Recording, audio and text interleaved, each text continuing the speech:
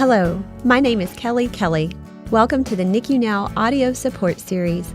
I am a NICU parent to Jackson, a micro-preemie born at 24 weeks, and Lauren, a late-term preemie born at 34 weeks. I am also the founder and executive director of Hand to Hold, a national nonprofit dedicated to providing education, resources, and peer-to-peer support to families that have experienced premature birth, the loss of a baby, or have a child with a special healthcare need. Hand to Hold's NICU Now audio support series was developed to help NICU parents navigate their NICU journey. Today, we will be talking with NICU mother and licensed marriage and family therapist Kara Wallen about her journey from powerless to empowered advocates for our NICU babies. Hi, Kelly. How's it going? So glad to have you part of this discussion again. Just your unique perspective here from being a therapist, but also as a NICU parent. I know you and I have talked before about feelings of vulnerability, and we certainly didn't feel empowered when we both had our micro-preemie experiences in the NICU, but we have both gone on to be quite empowered in helping other parents. I know through founding NICU Healing for you, and specifically working with NICU parents who have gone through traumatic birth. That has to be extremely empowering. For me, founding Hand to Hold and helping parents across the country, but took us a long time to get there. It didn't happen automatically. So we know hospitals have embraced family-centered care models that recognize parents as mutually beneficial partners in the care of their baby.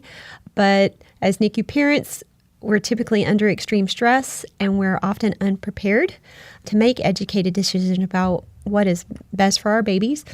We have these mental images of a healthy baby and joyous birth, which have evaporated basically because we're struggling to find our footing in an environment where we do not yet understand the language, much less the medical equipment, right? And interventions our babies require. We often don't even know what questions to ask yet.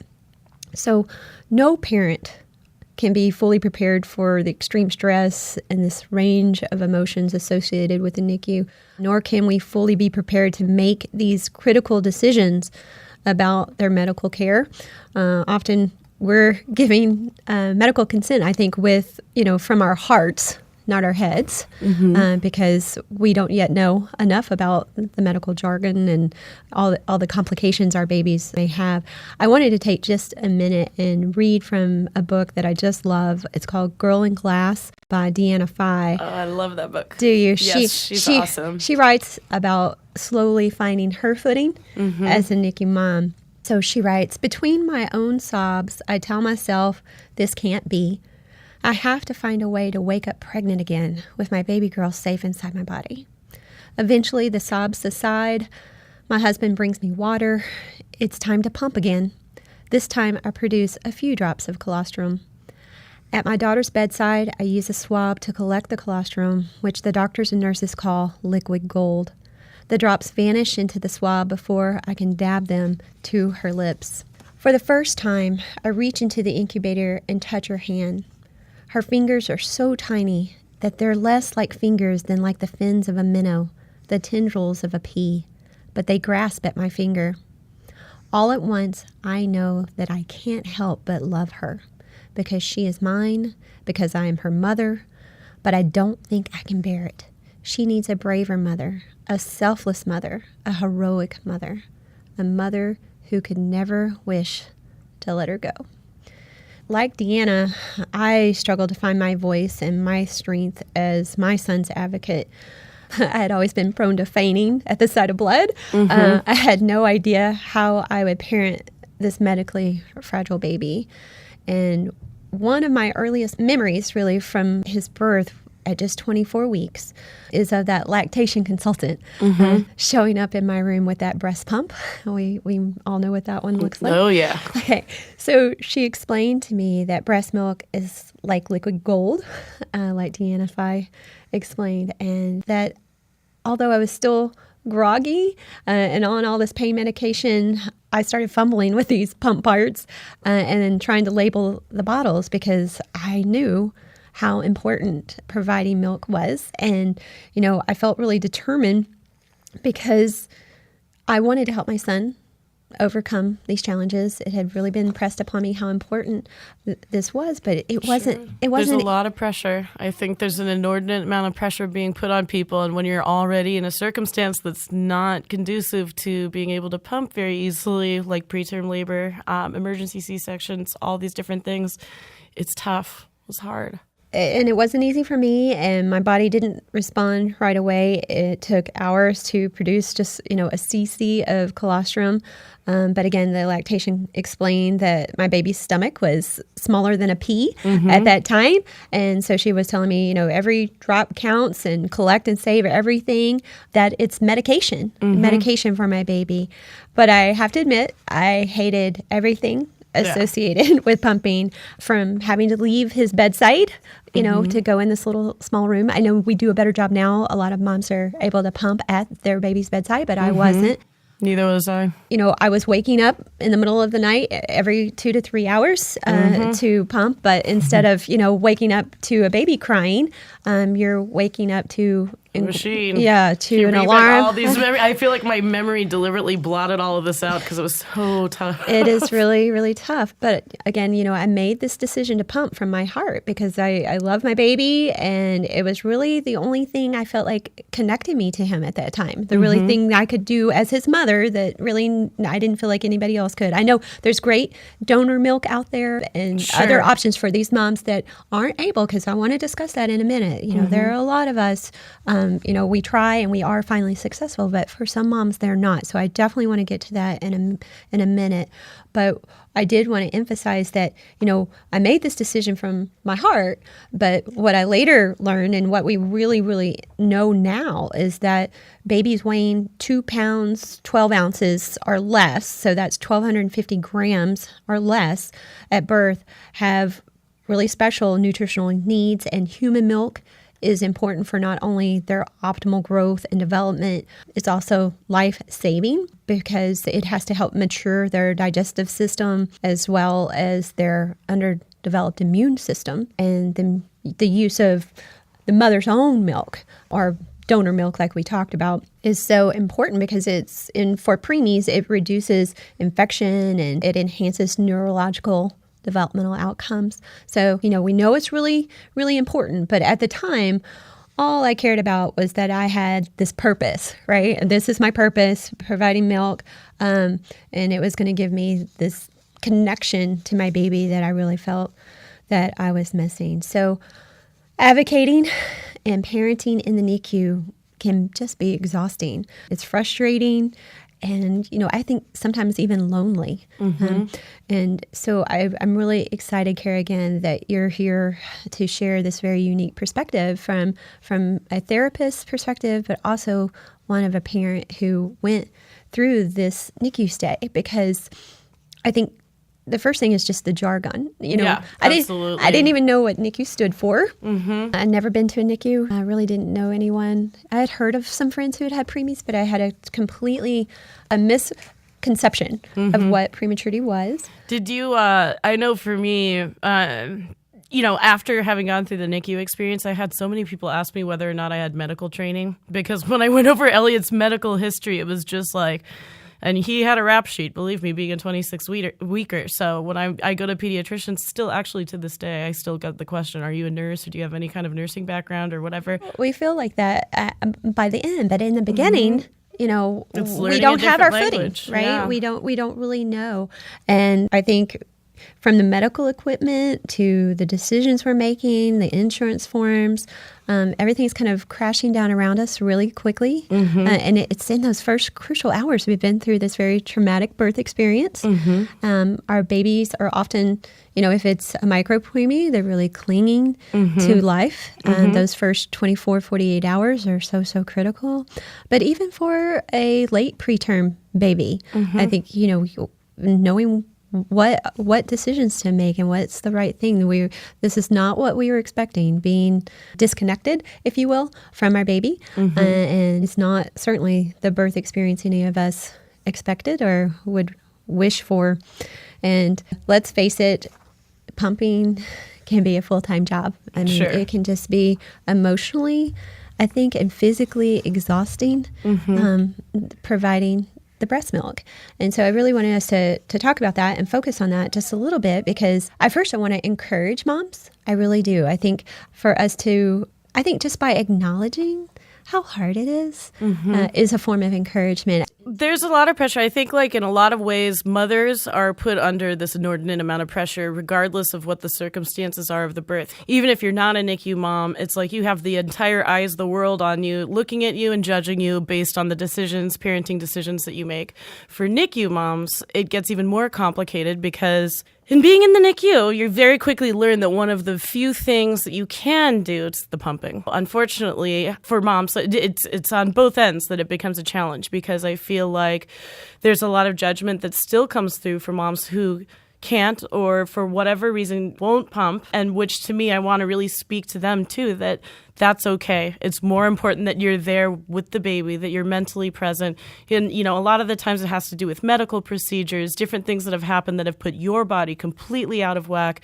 And it's not something that you're just saying, well, who cares? And I think that there's this attitude sometimes that it's, a lack of caring that leads to that. And it's absolutely not the case in 99.9% of the case. In fact, I have yet to see a case where that was the choice. Or they don't have access. I think it's really important for us to not pass any judgment on the decision. But I do want to talk about when the milk doesn't come for those who really want to. I think a lot of us feel that our bodies have failed us and our husbands, our baby.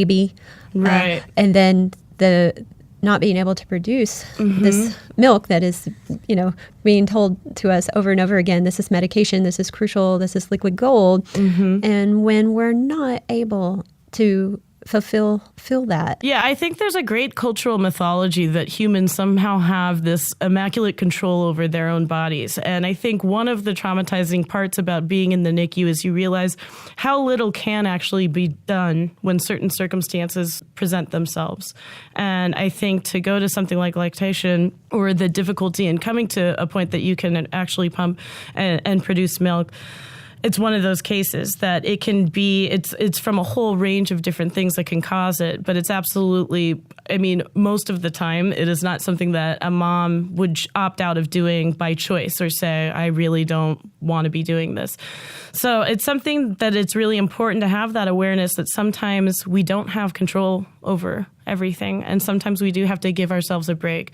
And harnessing that idea of self-forgiveness when going through the NICU, not only in this department, but in many others, is going to be a critical first step in being able to combat some of the more overwhelming emotions that can come up.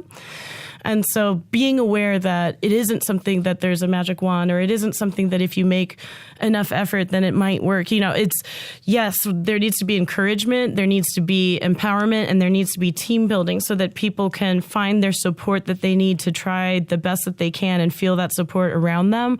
But at the same time, if it doesn't happen, it's really important not to fall into that self-blame. And it's also important for the people around them, family members, friends, and staff members at NICUs to not fall into a place of judgment or assumption based on what they're seeing in terms of the pumping stuff. I agree. And then for those who are successful, like me, it did become grueling over a period of time. You're lugging those pump parts around. You're going, like in my case, I had to find the cleanest sink I could in the hospital and wash those parts. I know things have changed a lot since back then when I had my micro-preemie, but carrying the milk around, once I went back to work, my work was very supportive, but a lot of places aren't. Yep. I was getting up at 4:30 in the morning so I could pump, and then I would drive to work and I would pump again, and then I would start my day, and then I go in at lunch and pump. By the time I, got through my day and all my work and collected my bottles and drive to the NICU, you're just exhausted. And so I do think it's really important for us to talk about the support we need when we are pumping, because sometimes I think the dads can feel like they're not a part of that process, especially if the baby's not bottle feeding yet and the dad's not getting to participate in feeding the baby. Michael was making sure that I had water and was staying hydrated and was encouraging me to eat. He would go and sit with me when I would pump and keep me company. I just think sharing with your your spouse or partner of how can they support you as you are going through this process of pumping, staying hydrated, eating well, exercising, getting outside of the NICU. I mean, I think being in the NICU for long periods of time can also be detrimental. But we've talked earlier about the scent cloth and the impact that has on pumping and that critical connection with the baby. Is really, really important. So circle back just for a minute. I want to talk more about advocating. So when we first come in, we feel very powerless. We're trying to find our footing and get our balance. But some of us are being put in really difficult situations. Just read an amazing book, The Baby is at the Cusp of Viability. And the parents are having to make the decision when the baby's born, do they want the baby to be resuscitated? I know a lot of parents are having to make these critical decisions. They're having to decide, do I want the baby to be resuscitated? Do I want my baby to have different surgeries or different tests? And I think it just can be completely overwhelming for us, especially those that have no medical background. And we're really recovering from this very traumatic birth. So I just wanted to acknowledge kind of the situation that we are being put in and talk to you a little bit about what impact does that have on us emotionally, from a mental health perspective of trauma. One of the harbingers of a traumatic experience is being in a situation where there's really no optimal response to it, where you're in a situation, the fight, flight, freeze response really doesn't work for you because you're being faced with a chronic traumatic stimulus. And the NICU is essentially that. It doesn't stop. You're presented with every day, sometimes multiple times a day, different decisions, different people to interact with different ideas that are being presented that you've never heard of. And you're being faced with having to figure out where to go from there and how to find your own voice. I would say that one of the things that does help in terms of finding your voice and finding your way towards advocacy is finding, for example, an online support group of other parents that had recently, but not in too distant past, had gone through the NICU themselves, because sometimes finding language through other people's voices is a really simple way that we can figure out, okay, so how do I ask this doctor about such and such a thing? Oftentimes, again, in not having been through an experience where we've been in an ICU unit and figuring out how to find our way, we haven't had these interactions with doctors before. And that in and of itself can be really challenging, particularly if, say, you're a young mother and you're not even used to speaking with people in a position of authority in that type of a way. But yet, at the same time, it's really important for our mental health as much as it is for the health of our baby, because we're going to have some insider knowledge of how our babies are doing just based on our mothers' and fathers' intuitions. That's so important. We really do know our babies. We do have that connection with them and knowing our babies. I remember they talk a lot about, don't watch the monitor, watch your baby, because you know your baby. And we're more consistently there. A mom or a dad is there every single day of the week. That's going to be different than, even if you have a primary nurse, they'll probably be there. I know ours did 12-hour shifts, so they were there 4 days a week, I believe. And then the other 3 days was another, usually the same nurse. So it wasn't like it was not great continuity of care, but at the same time, we were there at a higher percentage rate than any other staff member. So if there was a slight change in something, there was a likelihood that we would notice. So really trusting our instincts, when we see something that we know is not typical of our baby. Despite feeling like we don't know what's going on and feeling completely disoriented and completely helpless, we may actually have more insider knowledge than we're aware of. And it's important to be able to speak to that, even when it's not necessarily something that's huge. So I think it's really important. Another thing that a lot of different support places talk about is that it's important to have that primary nurse, to have someone that you feel comfortable interacting with and talking to and asking questions of, being able to connect with at least one staff member there that can be sort of your conduit towards connecting with the rest of the medical staff. That's so important, because I have to say, our doctors changed, their rotations changed, and some were much better about communicating than others. For some, that's a natural ability for them to communicate well with the parents, and others not as much. So how much information we were getting and how it was being given to us changed depending on who was our primary care at the time. Yeah, absolutely. And did you find that, were you able to find someone or more than one person maybe that you were able to interact with, that you felt safe in being able to communicate what your needs were and what Jackson's needs were? I did. And very interestingly, probably a year or more after Jackson was born, I had another friend who had a preemie in the same hospital. And so I talked to her about this individual and how incredible they were, and they were the best. And she did not have a connection with her at all. So I think it's so important that, you have to, like you said, you have to find the one that that resonates with you, that communicates well with you. And that's going to be different from person to person. I think it's important finding that right fit and that right trust. Some of the power's out of our hands. We don't always have the ability to say, this is our primary nurse, right? But being able to advocate for our baby if we feel like you communicate better with one medical professional than the other. What were some of the things that helped make you feel like you were becoming more empowered when you were in the NICU? Like, were there any specific things that happened in your family story that made you feel more contained, more safe, and less of that overarching guilt? More than anything, I think it was time. Being more comfortable being in the NICU, learning the staff, getting to know the staff. That's what I was going to say. I resonate with that a lot. Yeah. And then taking part in his care. When I could change a diaper and when I could take a temperature. And then as you graduate through the milestones and being able to hold and recognize the signs of when he was hungry. And so I think just becoming more integrated into his care became more empowering.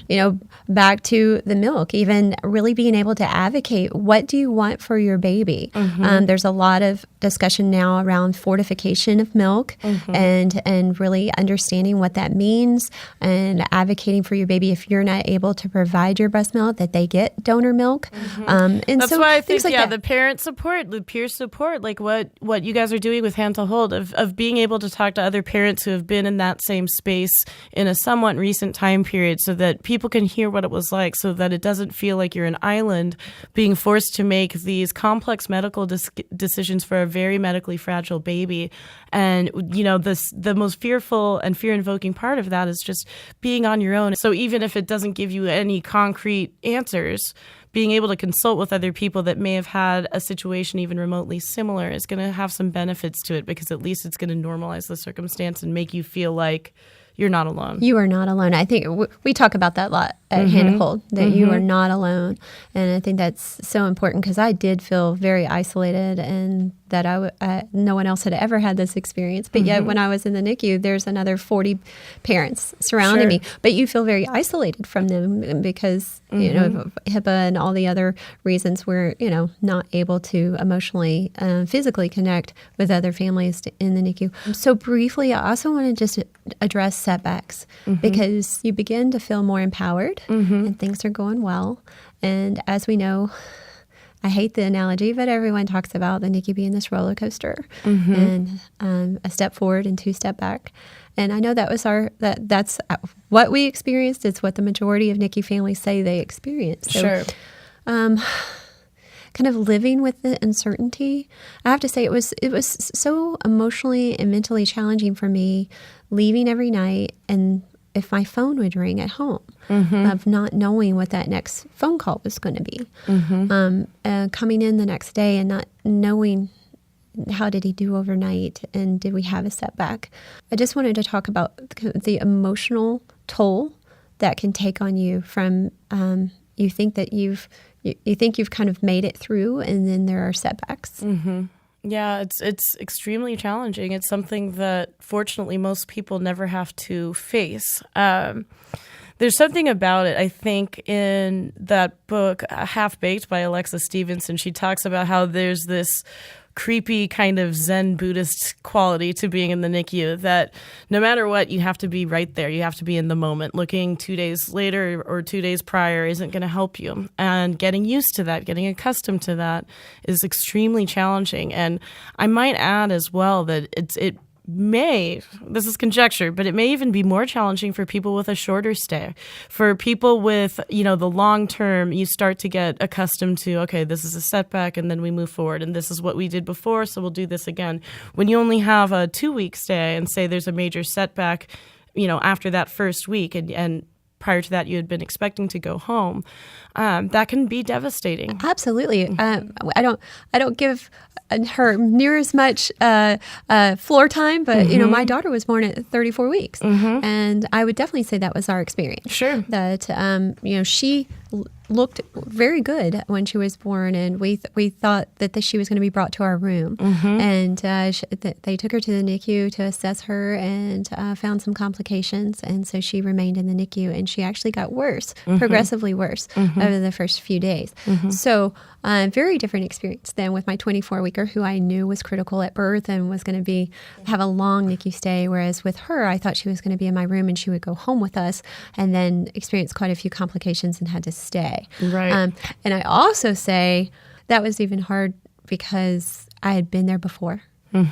And so it brought back a lot of things that I had not dealt with yet, and a lot of emotions and things that I had not really delved into yet in therapy or seeking support. I've worked with people that subsequent pregnancy in and of itself can be very triggering, because a lot of the times as humans, we hold these traumatic memories in our very bodies. And so it's almost impossible to detect where they are until something triggers us to remember. And it can be extraordinarily challenging when it gets brought up. Well, I just want to take a minute and remind parents that they're stronger than they think they are. They're not alone.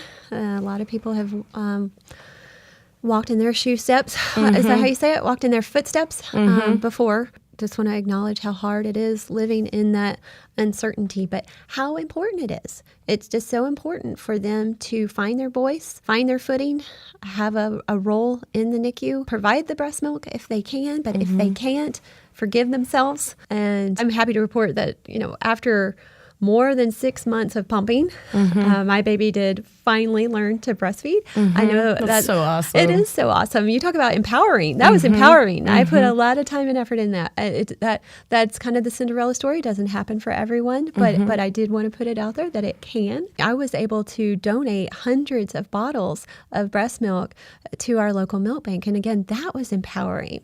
So finding ways to help others through your experience can become empowering too. Not in those first few days, first few weeks, you're focusing on you and your own health. But later, like you and I have done, taking our experiences and helping others can be so empowering. And I would say too, like prior to everything, a lot of it has to do with finding that self-forgiveness and self-care. And once you do find that, once you're able to feel that self-love, all of these other things come to follow a lot of the time, because it's sort of the first step towards reaching them. Kara, thank you again. Your knowledge from both perspectives is just so helpful. But the NICU can be overwhelming, intimidating, and exhausting. But it is so important that parents seek resources and support they need, because in order for NICU to babies to thrive after discharge, they need smart, informed parents who understand their needs and are emotionally and physically capable of caring for a medically fragile child. Peer-to-peer support is an effective tool for helping parents navigate their NICU stay. Support from a caring and informed NICU graduate parent helps a new family feel more capable, confident, and ready to face the journey ahead.